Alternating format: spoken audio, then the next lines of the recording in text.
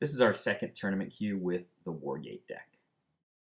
Okay, commencing with the second Wargate queue, and we lose the flip, but a pretty respectable opening hand.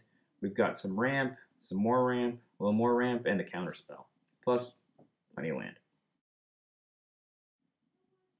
The opponent opens on a Vivid land, and there's pretty much only one deck that plays a lot of Vivid lands, or at least one deck that I know of, and that's probably like 4 or 5 color control.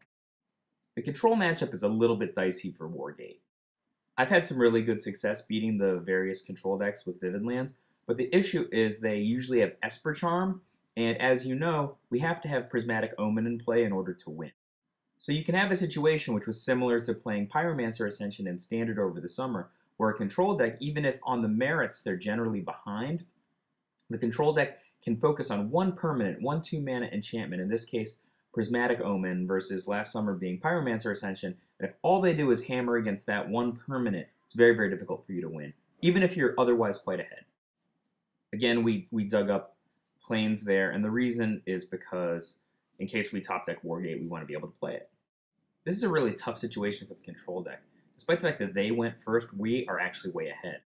We have more cards, we have more lands in play, and starting with turn 3 when we had 4 lands in play, we're able to leave back counterspell mana basically every turn. When you consider the fact that the control deck actually has to tap 6 or 7 lands on their own turn in order to do anything, there's basically only one way to read the board position. We've drawn Wargate here. We're not going to play Wargate, it's too valuable. Instead, we're going to set up with Cultivate. Again, we have a land drop even if the opponent has the ability to counterspell or Cultivate.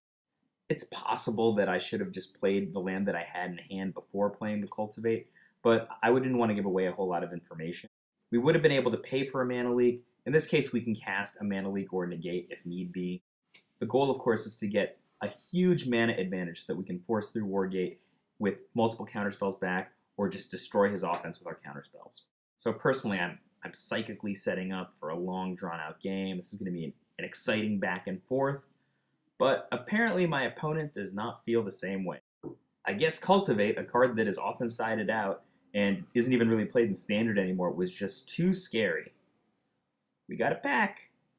So I guess sorry about that. First 2 queues we went through, well, luckily we won both of the queues, but our opponents ran the give-ups without even going to game 2.